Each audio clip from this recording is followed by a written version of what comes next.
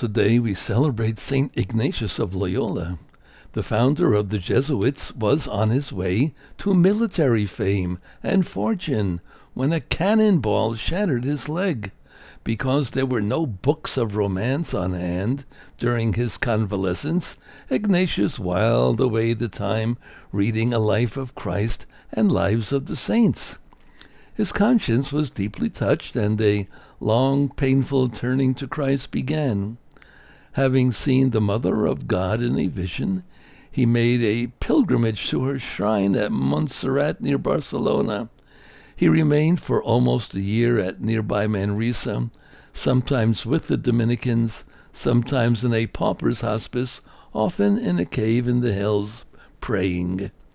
After a period of great peace of mind, he went through a harrowing trial of scruples. There was no comfort in anything: prayer, fasting, sacraments, penance. At length, his peace of mind returned. It was during this year of conversion that Ignatius began to write down material that later became his greatest work, the Spiritual Exercises. He finally achieved his purpose of going to the Holy Land, but could not remain as he planned because of the hostility of the Turks. Ignatius spent the next 11 years in various European universities, studying with great difficulty, beginning almost as a child. Like many others, his orthodoxy was questioned.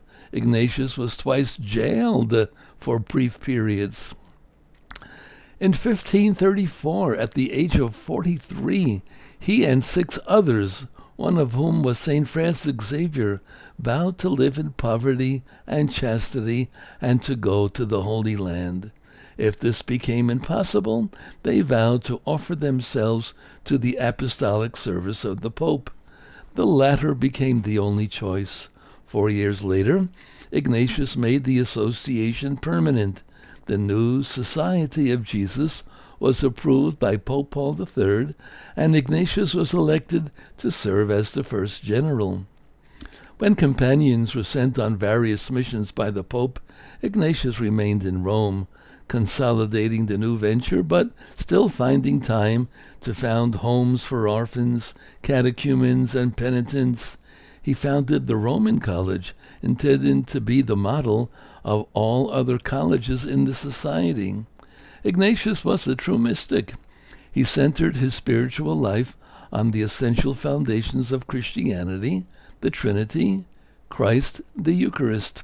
His spirituality is expressed in the Jesuit motto, Ad Maiorem Dei Gloriam, for the greater glory of God. In his concept, obedience was to be the prominent virtue, to assure the effectiveness and mobility of his men. All activity was to be guided by a true love of the Church and unconditional obedience to the Holy Father, for which reason all professed members took a 4th vow to go wherever the Pope should send them for the salvation of souls. Luther nailed his theses to the church door at Wittenberg in 1517. 17 years later, Ignatius of Loyola founded this society that was to play so prominent a part in the Catholic Reformation. He was an implacable foe of Protestantism, yet the seeds of ecumenism may be found in his words. Great care must be taken to show forth our orthodox truth in such a way that if any heretics happen to be present, they may have an example of charity and Christian moderation.